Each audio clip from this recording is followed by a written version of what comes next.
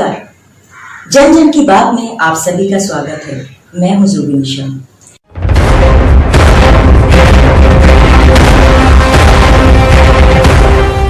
आज हम बात करेंगे कोरोना महामारी की।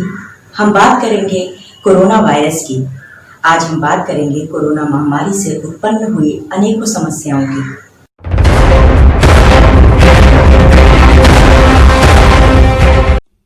मेरे प्यारे देशवासियों, पिछले कुछ महीनों से पूरे देश ने एकजुट होकर जिस तरह कोरोना से मुकाबला किया है, उसने अनेक आशंकाओं को गलत साबित कर दिया है। आज हमारे देश में रिकवरी रेट अन्य देशों के मुकाबले बेहतर है। साथ ही हमारे देश में कोरोना से मृत्यु दर भी दुनिया के ज्यादातर देशों से काफी कम है। निश्चित रूप से एक भी व्यक्ति को खोना दुखद है, लेकिन भारत अपने लाखों देशवासियों का जीवन बचाने में सफल भी रहा है। लेकिन साथियों, कोरोना का खतरा टला नहीं है। कई स्थानों पर यह तेजी से फैल रहा है। हमें बहुत ही ज्यादा सतर्क रहने की जरूरत है। हमें ये ध्यान रखना है कि कोरोना अब भी उतना ही घातक है जितना शुरू में था। इसलिए हमें पूरी सावधानी बरतनी है।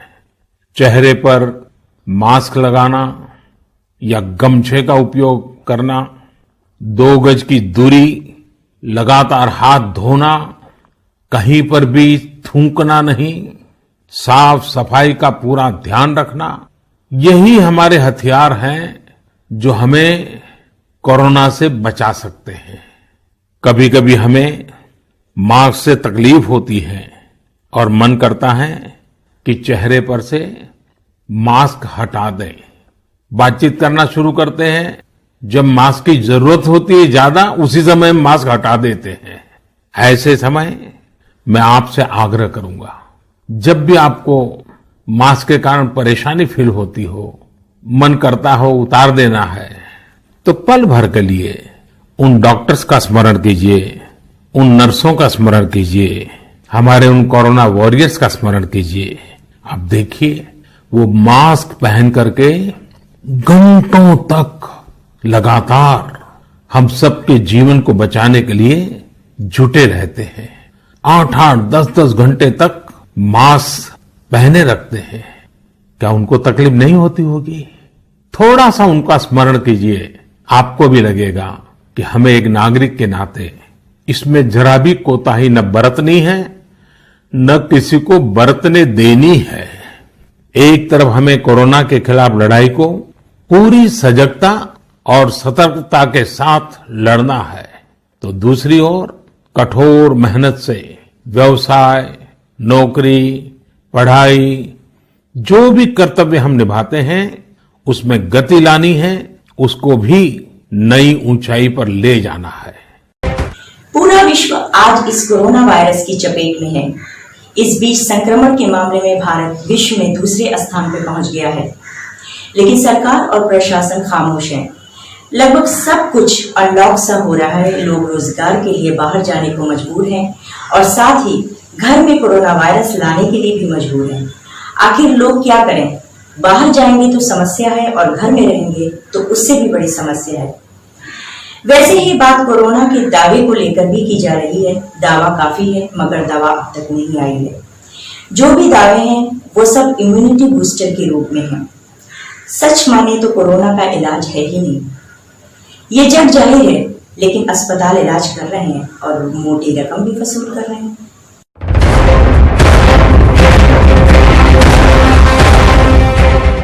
अनलॉक 2 में लगभग सब कुछ खुल गया है।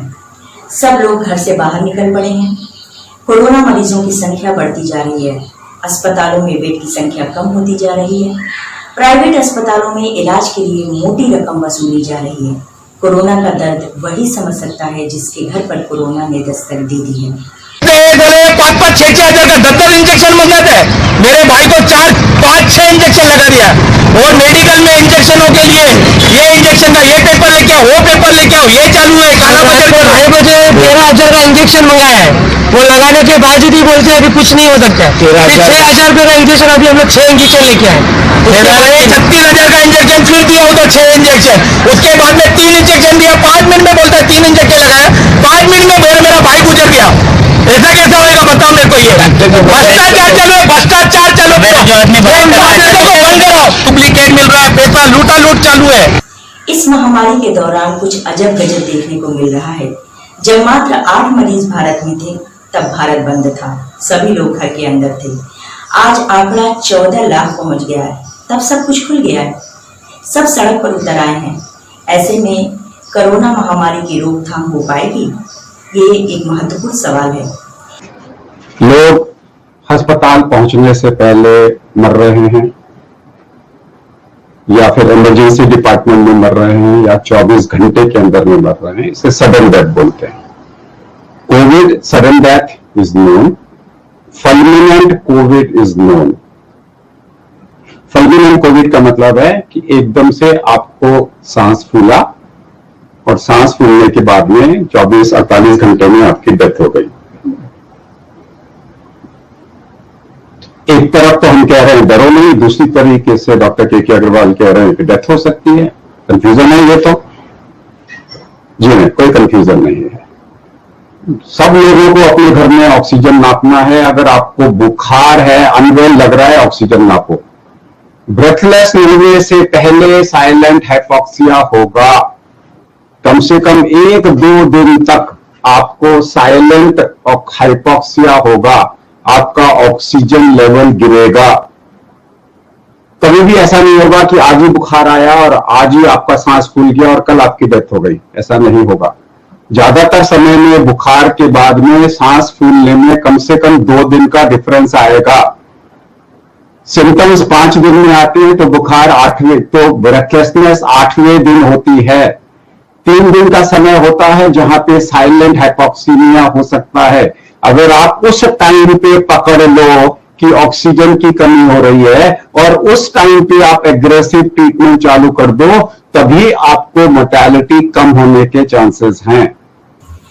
अस्पताल आपको ठीक करने की गारंटी नहीं देता, आपको ऑक्सीजन दे सकता है, वो आपको वेंटिलेटर दे सकता है, लेकिन ठीक होना आपको खुद है।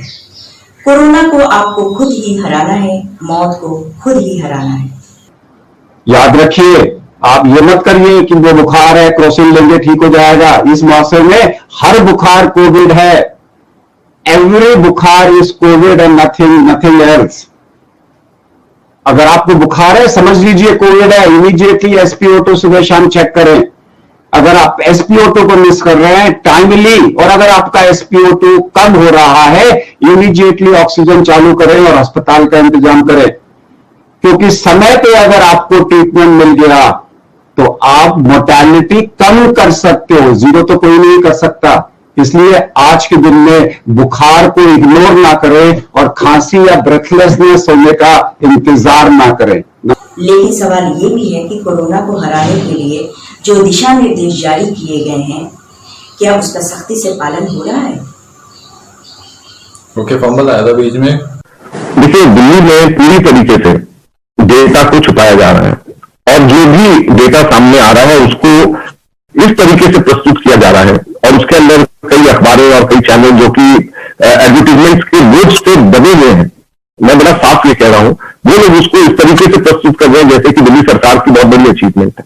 अब मुझे बताएं कि अगर दिल्ली के अंदर 23% ये पाया जा रहा है कि उसमें एंटीबॉडीज हैं, तो मतलब 23% लोगों को दिल्ली में कोविड होकर के वो ठीक भी हो चुके होंगे। तो 23% का मतलब 40 लाख लोग। और दिल्ली के अंदर दिल्ली सरकार का उससे पहले ये कहना था कि सिर्फ 1,20,000 लोग ही संक्रमित हुए हैं, और हम बार बार कह रहे हैं कि ये फिगर दबाया जा रहा है, छिपाया जा रहा है। 1,20,000 की जगह 40 लाख लोग संक्रमित हुए हैं। हम ये कह रहे हैं कि डेथ की रेट को भी ये दबाया जा रहा है। इसीलिए ये लोगों ने, दिल्ली एकमात्र ऐसी जगह है, एक तेलंगाना और एक दिल्ली, दो ही स्टेट्स ऐसे हैं पूरे देश भर में जहां पे डेड बॉडीज का चेक नहीं होता, टेस्ट नहीं होता कि ये इनको कोविड था या नहीं था, और सिर्फ इसलिए कि डेथ की रेट को छुपाया जाए। तो ये सिर्फ और सिर्फ दिल्ली सरकार इसलिए कर रही है ताकि इन आंकड़ों को दबाया जाए, आंकड़ों को छुपाया जाए। पूरी दुनिया भर में हम सब लोग इंसान हैं, पूरी दुनिया भर में अगर 2% या 3% जिनको कोविड होता है उसमें से अगर डेथ रेट है, और अगर दिल्ली ये कहती है कि 2 या 3% की जगह हम लोगों के 0.0003% है, बाकियों से 1000 गुना कम है, तो क्या हम लोग यहाँ पर दिल्ली में इंसान नहीं, क्या सिर्फ देवी देवता रहते हैं कि बाकी पूरी दुनिया के अंदर जितनी डेथ रेट्स हैं दिल्ली के अंदर जो है उससे 1000 गुना कम डेथ रेट्स दिल्ली के अंदर हो, तो क्या हम इंसान दिल्ली में नहीं? तो इसलिए दिल्ली के अंदर दिल्ली की सरकार डेथ रेट भी छुपा रही है, कितना संक्रमण हुआ है उस चीज को भी छुपा रही है। बात करते हैं कोरोना वायरस के वैक्सीन की। वैक्सीन नहीं आई है।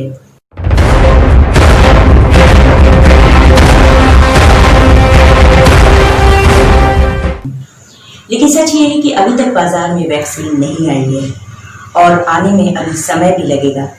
ये बात अलग है कि जानवरों और इंसानों पर वैक्सीन का ट्रायल भी चलना शुरू हो चुका है। मॉडर्ना के बाद में अब कल ऑक्सफोर्ड एस्ट्राजेनेका के साथ में अपने रिजल्ट्स घोषित करेगा ऑक्सफोर्ड वैक्सीन के ऊपर में, जो कि चिंपैंजी का एडिनो वायरस है, जिसमें इन्होंने स्पाइक प्रोटीन कोविड-19 का डाल दिया है। It is something like that. दूसरे वायरस की कमीज के बटन आपने बदल दिए हैं, उसमें आपने एडिनो वायरस की जो कमीज थी उसके कमीज के बटन के अंदर में आपने कोविड-19 का बटन लगा दिया है, और जब वो वैक्सीन बना बनाया तैयार है, जब बॉडी में जाएगा तो वो उसको एंटीबॉडीज प्रोड्यूस करेगा। तो मॉडर्ना वाले भी कह रहे हैं मेरा वैक्सीन काम कर रहा है, और अब ऑक्सफोर्ड वाले भी कह रहे हैं कि मेरा वैक्सीन भी काम कर रहा है और आपसे ज्यादा काम कर रहा है, क्योंकि मेरे यहाँ पे जो वैक्सीन है वो सेल्युलर इम्यूनिटी को भी डेवलप करता है। कैसे समझें? अगर एक टेररिस्ट है चोर, तो चोर को पकड़ने के लिए सारी पुलिस लगती है। जो पुलिस लगती है वो पुलिस क्राइम ब्रांच भी हो सकती है, सीबीआई भी हो सकती है, या एनआईए भी हो सकती है। सो अगर आप 2 अलग अलग पुलिस को दिखा सकते हो कि इसको पकड़ने के लिए 2 अलग अलग पुलिस आई है, यानी कि humoral police and cellular police, तो definitely that's an advantage, because अलग अलग रिएक्शन से अलग अलग बीमारियां होती हैं। देश आर्थिक सुनामी से जूझ रहा है, लोग बेरोजगार हैं, हाथों में काम नहीं है, सरकार का आर्थिक पैकेज काम नहीं आ रहा है। मैं पहले से कह रहा हूं कि आर्थिक सुनामी आने वाली है। कोविड से पहले मैं कह रहा था, और अब मैं कह रहा हूं कि 100% आर्थिक सुनामी आ रही है। और मैं सरकार से कह रहा हूं, हर रोज कह रहा हूं कि आप प्रिपरेशन करना शुरू कर दीजिए। सरकार कोई प्रिपरेशन नहीं कर रही है, बस मतलब वही यहां पे मतलब वही अपने मतलब उल्टी सीधी बातें करते रहते हैं, मगर जो फंडामेंटल प्रिपरेशन करनी है हिंदुस्तान को डिफेंड करने के लिए, प्रोटेक्ट करने के लिए, जो राष्ट्रवाद की बात होती है, वो नहीं हो रहा है। और मैं दुख से कह रहा हूं कि यहां पे ऐसा इकोनॉमिक झटका पड़ने वाला है कि करोड़ों लोगों को नुकसान होगा, दुख पहुंचेगा करोड़ों लोगों को, मगर कोई सुन नहीं रहा है। इससे सबसे ज्यादा पीस रही है आम जनता, आम मानस। कि कोरोना काल के इस समय में सामान्य जन की पीड़ा को साझा किया जाए, उसको कम करने के लिए लगातार कोशिश की जाए, गरीब को राशन मिले, उसकी जेब में कुछ रुपये रहें, उसके पास रोजगार हो और वो अपने काम के लिए ऋण ले सके, इन सभी बातों पर ध्यान दिया है। मध्यम वर्ग परिवार बुरी तरीके से झुलस रहा है। वो मुफ्त राशन के लिए लाइन में खड़ा नहीं हो सकता और न ही सरकार उसको रुपए पैसे दे सकती है। 80 करोड़ से ज्यादा लोगों को मुफ्त राशन दिया जा रहा है। आप कल्पना कर सकते हैं कि भारत अमेरिका से भी 2 गुनी आबादी से यानी अमेरिका की जो टोटल जनसंख्या है उससे डबल लोगों को एक पैसा लिए बिना उनका भरण पोषण कर रहा है।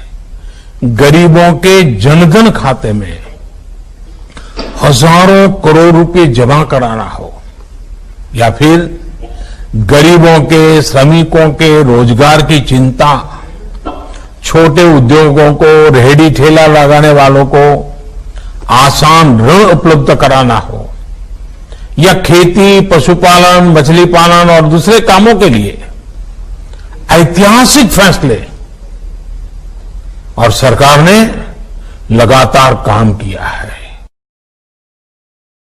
एक बात और देखने में आई है कि इस बीच शेयर मार्केट काफी तेजी से बढ़ रहा है।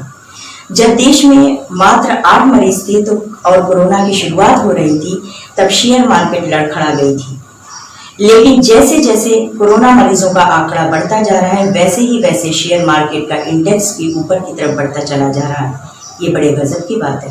It is not a question of Moody's rating. Moody's rating is not the issue here, right?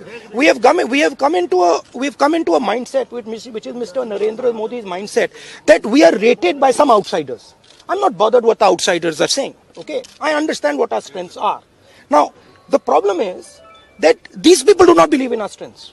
These people want to be rated by Moody's, to be rated by Standard & Poor, to be rated by Mr. Trump. I don't care about all that rating. I don't give a damn about that rating. I know what our strengths are, and I'm saying to you, start to prepare our strengths, start to create a defensive situation. Okay, because if you don't, there will be devastation. Again, there will be devastation. You think this one bank is a problem? सबसे गजब की बात यह है कि corona की शुरुआत चीन से हुई। आज चीन देश से किसी भी तरह की कोई भी खबर नहीं आ रही है, सब कुछ शांत हो गया है। बहरहाल कोरोना की जाने की कोई तारीख निश्चित नहीं है, वैक्सीन की और दवा की भी कोई तारीख निश्चित नहीं है। कोरोना के साथ जीना है, कोरोना के साथ लड़ना है, कोरोना को हराना है और आत्मनिर्भर बनना है। किसी के भरोसे नहीं रह सकते। जन जन की बात में आज बस इतना ही। फिर मिलेंगे किसी नए मुद्दे के साथ। नमस्कार।